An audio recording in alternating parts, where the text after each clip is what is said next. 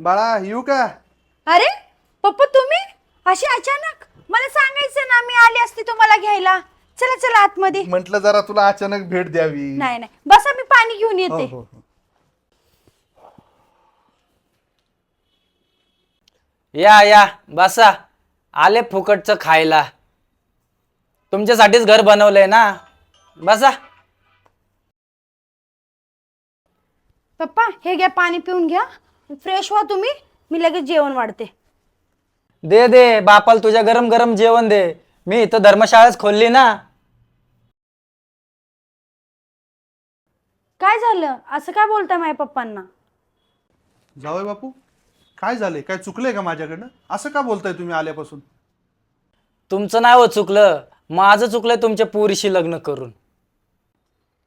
अहो नीट बोला की, ते पप्पा आहेत माझे, आणि माझ्या पप्पांना काय बोललेलं मी खपून घेणार नाही. हा का?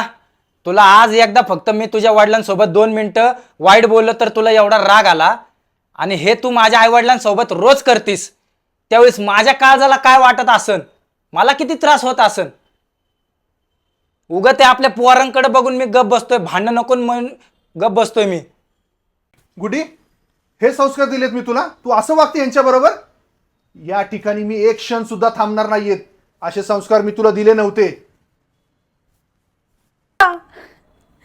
अहो माफ करा. आजपर्यंत मी तुमच्या आई वडिलांसोबत जे वागत होते ते चुकीचं वागत होते. आज मला कळलं की आई वडिलांची किंमत काय असते. प्लीज मला माफ करा.